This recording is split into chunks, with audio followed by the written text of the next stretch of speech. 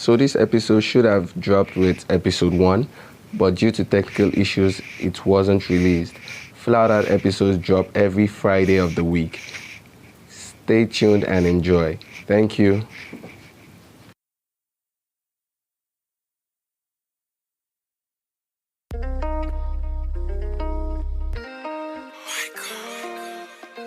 The WNBA lasted for 6 months.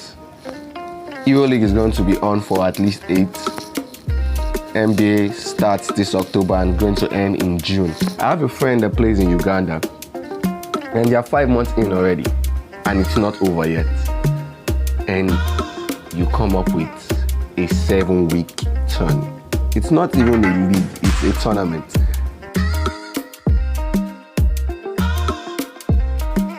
I watch the WNBA, and shame on everyone that bashes the female league. I do not get it.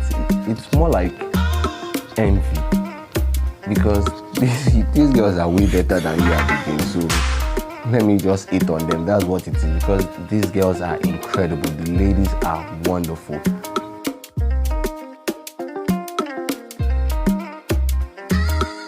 I certainly feel that this is going to be the most competitive playoffs we have ever seen in the female basketball league. It's not going to be all First Bank this time. It's not going to be all Dolphins.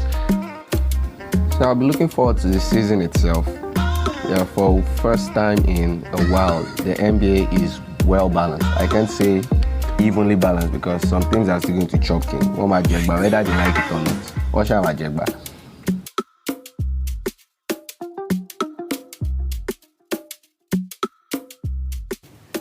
Well, the basketball gods have been good to us. They didn't make us wait so long. They gave us the FIBA World Cup in preparation for those leagues and the season all around the world.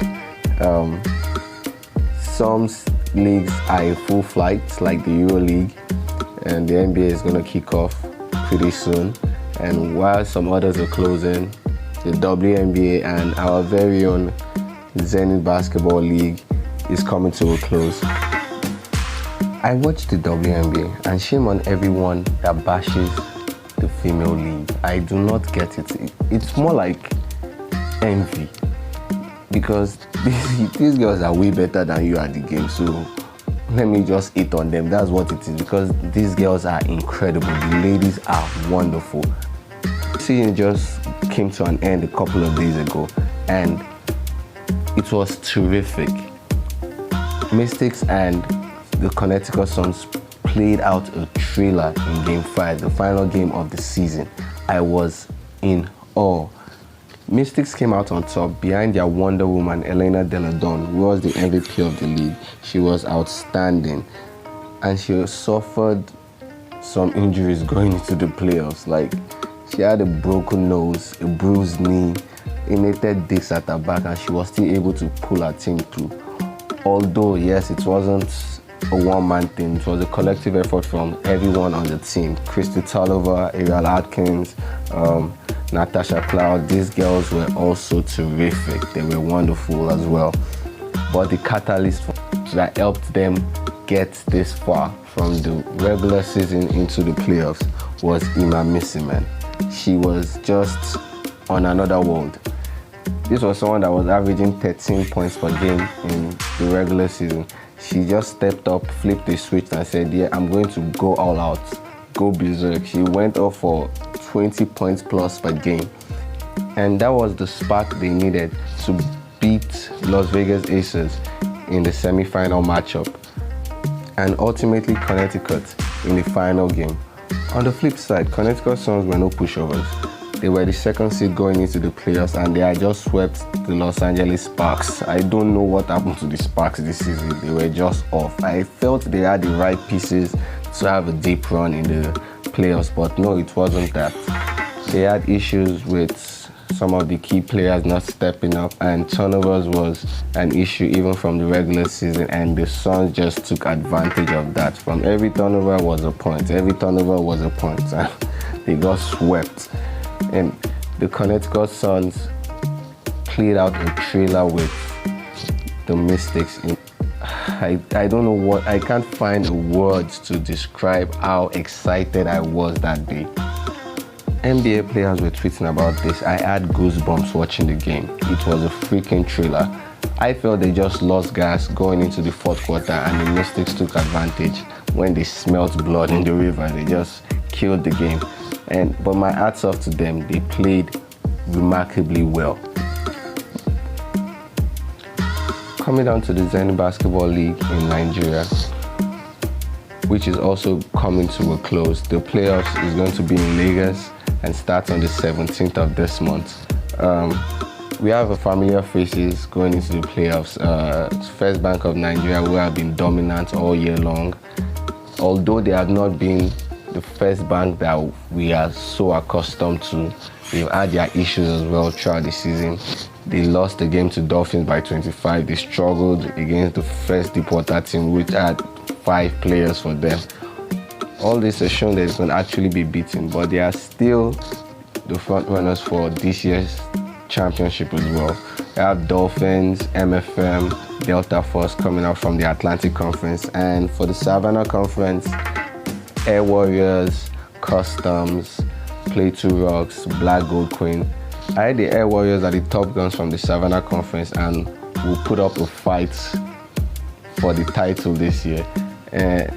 I certainly feel that this is going to be the most competitive playoffs we have ever seen in the female basketball league. It's not going to be all First Bank this time. It's not going to be all Dolphins.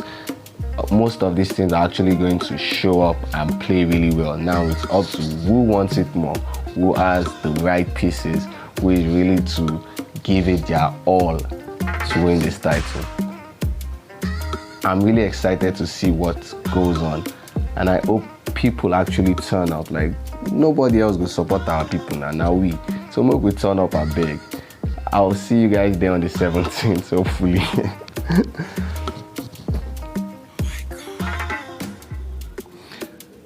Moving forward, the Euroleague is on. The NBA basketball season kicks off on the 23rd of this month, although preseasons are already taking place all around the world. The Nigerian Basketball League, I don't know if it's going to be called that because of the electoral crisis that has been going back and forth, but it was stated to kick off on the 13th and move to a later date for some reasons which I do not know.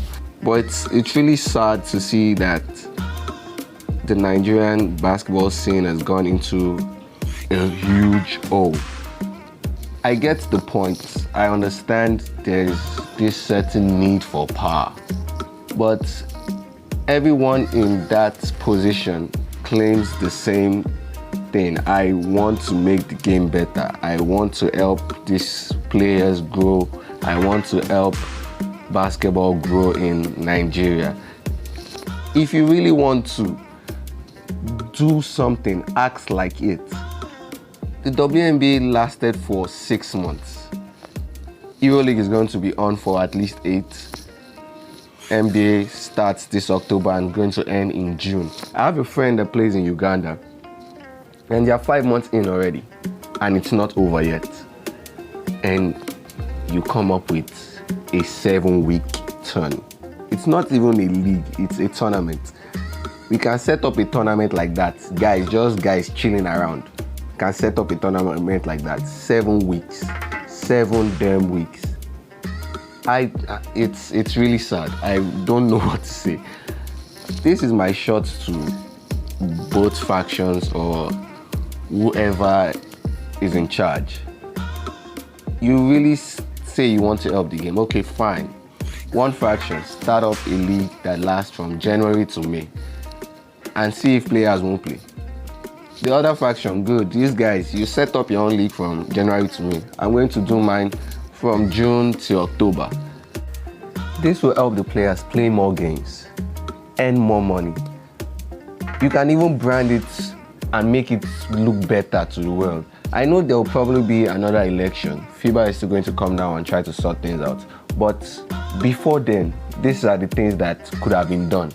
Now, if your league was really, really beneficial to most people, you'll get the support of the players, the administration, all the other guys that are involved in voting. But if not, the other faction wins. It's as simple as that. I don't get why this is such a big issue. For 2 years now, we've gone back and forth with this, and it's really sad. I hope the league starts and players get a shot at the continental ticket for their various teams, and also the BL, which comes up next year. I know that the winner of this league gets to represent Nigeria, gets one slot in the BL that will be set up by NBA next year. That would be a great one to see.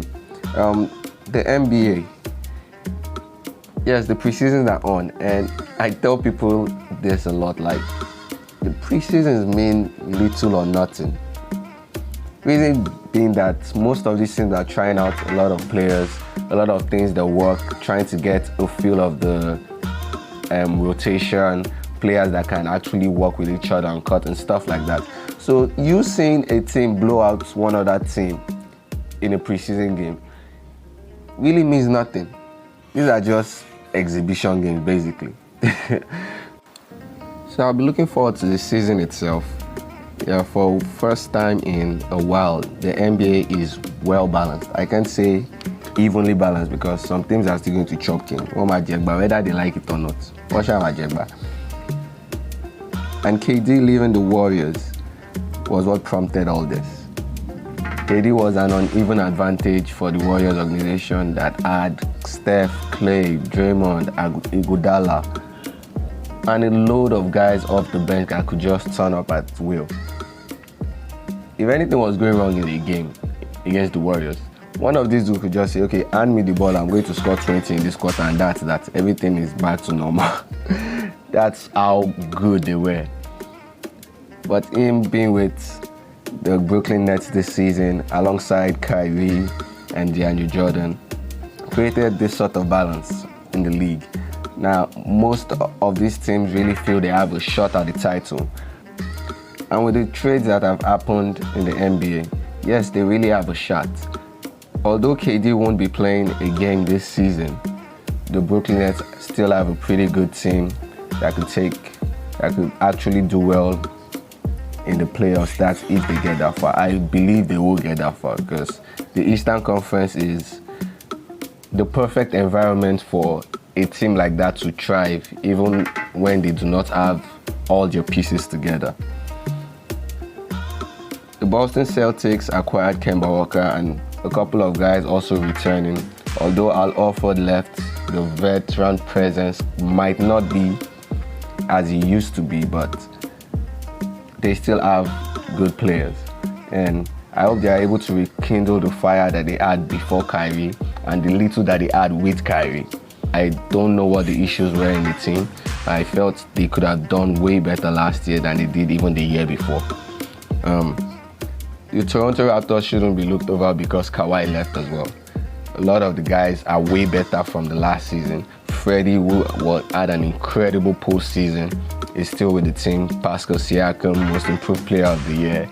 All these guys, Marc Gasol had... In fact, this guy was the one who won last season. He won the NBA title and also won the FIBA World Cup with Spain. These guys really have a shot at going for a repeat. Don't know how good a shot it is, but they'll try their best. And Sixers are my pick for the Eastern Conference champions this year. They are coming off a wonderful season and they have most of the guys returning, except Jimmy Butler, who is now with the Miami Heat. And in case you people did not see it though, Ben Simmons knocked down with 3-point shots in an actual game. Now, this is not workouts, this is not pro runs that they have during the summer. In an actual game. That one, I don't care if it is preseason or the season. He knocked it in an actual game. And it was like a miracle to most of us. But that makes the team a little better if he's able to score those shots. I feel it steps up their opportunity of going further in the playoffs. But I kind of overlooked the Milwaukee Bucks, who also had an incredible season. They have Giannis, the MVP of the league, and they were able to acquire his brother Giannis and Robin Lopez, who is Brook Lopez's brother. I think the reason why they acquired Ruben Lopez is because he actually does stuff that big men do, which is not shoot three-pointers as much as Brook does. So they have someone that can actually protect the rim a lot more. If they continue with the same intensity and pick up from where they left last season, they will do great. Moving on to the Western Conference, the Lakers acquired AD, Anthony Davis, to play alongside King James with a couple of other notable role players for that team. Dwight Howard, Danny Green, and the guys that are returning as well. They will make noise. I'm pretty sure of that. I feel LeBron is out to prove something this season. He's 34, and I think he's looking for like a stamp on his legacy going into the season. But there's really nothing to stamp, my brother. We know that you're one of the greatest to actually pick up a basketball, so there's really nothing to prove. But for LeBron, we know who he is. He's going to come out strong. He has shown with the way he even played the game against Warriors during the preseason that he wants it all. He wants all this smoke. He's playing like he's 19 again with so much energy and intensity. I wish them the best of luck. The Clippers won the offseason. They got Kawhi Leonard and Paul George. These are two of the best two-way players in the league, joining a team that was able to take the Warriors last season to Game 6. It's going to be scary for every other team in the league, no jokes. The likes of Lou Williams, Montrezl Harrell, these are guys that put the team on their back. Patrick Beverley. They'll probably be the best defensive team in the league come this season. It's a short thing. The Warriors are gradually rebuilding. They have most of their core players back. And yes, they are not as dominant as we've grown accustomed to seeing them be, but still, this is a team that won a title without KD. They won 73 games in the season. If you put this all together, they are still front runners in the NBA. They're still one of the best teams in the NBA. So watch out for this season. It will be a very underrated one. The Rockets traded for Russell, sending CP3 to the OKC. It was weird since Chris Paul on the OKC jersey with his mustache. Oh my God, that look was really funny. But the Rockets have Westbrook and James Harden in their backcourt. I don't know how this is going to work because these two dudes are guys that are really ball dominant, and they are not playing different positions. This is unlike the era of Shaq and Kobe, where they have guys that are ball dominant but play different positions. But so how would this work? I do not know. Nobody knows right now. But we hope that their season is going to be as promising as it looks. I wish all these teams the best coming this season. And for real, the NBA is going to be really, really entertaining. I can't wait for it. And before I forget, yes, Bleacher Report put out a list for the top 50 of all time to ever grace the NBA scene. Mind you, this is just their opinion. It is not, we can't say it is accurate. Some people might say it is wrong, that somebody should have been on the list. We all have our own reservations, our own suggestions, our own opinions. But it was a list made by Bleacher Report, and that is their own truth. But we still have to discuss about it and have conversations going back and forth. I have my own reservations. A couple of guys that I felt should have made the list didn't make it. The likes of Allen Iverson, Gary Payton, Chris Webber, Dennis Rodman, Tracy McGrady. They were all stuck under the honorable mentions column, but still, like I said, it is their list. But one player that popped out to me was Steph Curry. Steph was ranked number 10. Too high? I think so. He may be too high, but I don't know where else we would have been placed on the ranking. But to me, 10 is too high. But still, Steph deserves to be on the list. He singularly changed the way the game is being officiated. A lot of people will say the rules have favored him, but that does not stop Steph from shooting from 40. Touch fouls and all those things were adjusted because of shooters like him. And it has made the game much more interesting. We have been able to embrace the idea of three-point shooting being a key factor in winning games right now. And Steph is one of those dudes that do it the best. He's arguably the best shooter of all time. Currently leading the NBA in most made 3 points. This dude just ticked off on his diary a certain year, like, man, I'm going to mess up things for the league. And from the year 2012, he started scoring over 200 threes per season. He scored 272 the year 2012. So yes, I will pick him over all of the point guards on the list. The likes of Isaiah Thomas, the bad boy Pistons Isaiah Thomas, not the short Isaiah Thomas that we know now. Steve Nash, Jason Kidd. I will certainly pick Steph over those guys. Kobe was ranked number 14. This to me was blasphemous, disrespectful, and unacceptable. You do not put Kobe number 14 and put David Robinson at number 12 and put Steph at number 10 and put, no offense, these guys are legends too, Tim Duncan, Shaq at number 6. If Kobe is not top 5, he should be top 10. That's how I see it. This is one of the best Lakers ever, and certainly one of the best to ever play the game. There is no team in the league that Kobe has not scored 40 on. This guy was different. His work ethic was off the charts. We've seen it. We know how feisty this man can be. And you put him number 14, you rank him that low, it's unacceptable. The top 5 had Michael Jordan, the GOAT. No arguments there. That's the greatest player of all time. He is the first to be reckoned with, and his impact on the game, on and off the basketball court, is immeasurable. LeBron James, number 2. I wouldn't have placed LeBron James number 2. He'll probably fall 3 to 5.